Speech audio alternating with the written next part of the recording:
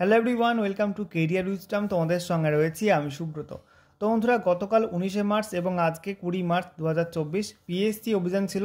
এই পিএসসি অভিযানের ফলে পিএসসির ফুড এসআই এক্সাম নিয়ে যে দুর্নীতি বা জালিয়াতি, তা নিয়ে কিন্তু একটু হলেও নড়ে চড়ে বসলো WBPSC। ঠিক আছে, তো গতকালের অভিযান এবং আজকের WBPSC অভিযানের ফলে কী কী আপডেট পাওয়া গেল আলটিমেটলি ফুড এসআই এক্সাম নিয়ে? এক্সাম কি আবার নেওয়া হবে? রি এক্সাম কি হবে?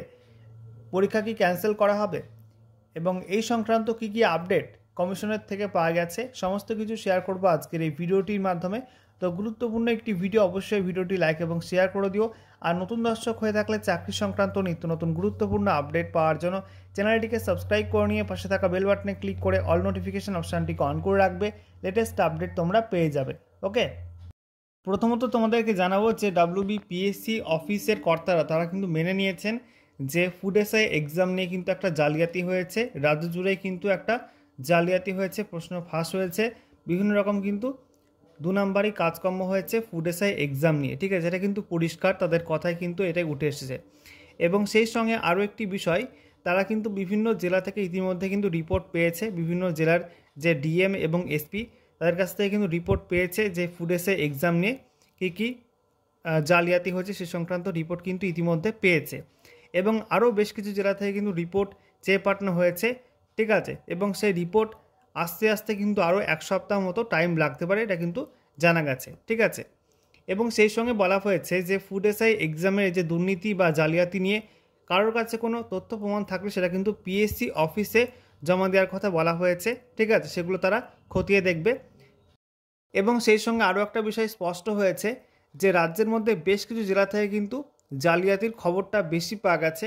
ঠিক আছে, যেমন নদিয়া, মুর্শিদাবাদ, বীরভূম, সেই সঙ্গে মালদা, এরকম বিভিন্ন জেলা থেকে কিন্তু জালিয়াতির পরিমাণটা বেশি, এমনটা কিন্তু রিপোর্ট এসছে। ঠিক আছে, বা বিভিন্ন জায়গা থেকে কিন্তু খবর পাওয়া গেছে।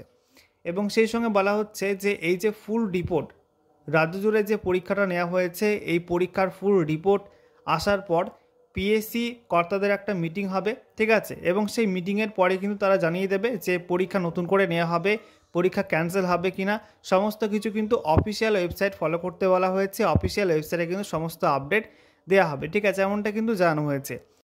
তো ওভারঅল যেটুকু আপডেট পাওয়া গেল, তোমাদের কিন্তু ফুড এসআই এক্সাম নিয়ে যে 2 নম্বরটা হয়েছে রাজ্য জুড়েই, এটা কিন্তু পিএসসি কর্তারা কার্যত মেনে নিয়েছেন।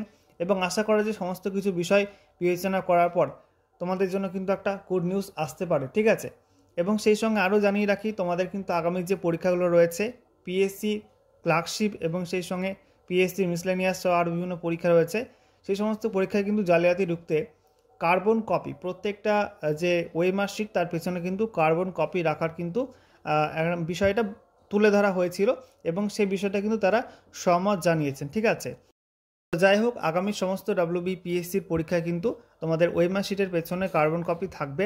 ঠিক আছে, এমনটা কিন্তু আপডেট পাওয়া যাচ্ছে। এবং সেই সঙ্গে জানিয়ে রাখি, এই যে তোমাদের ফুড এসআই পরীক্ষাটা হলো একটা সিঙ্গেল এক্সামের পরীক্ষার ফলে কিন্তু জালিয়াতির মাত্রাটা অনেকটা বেশি।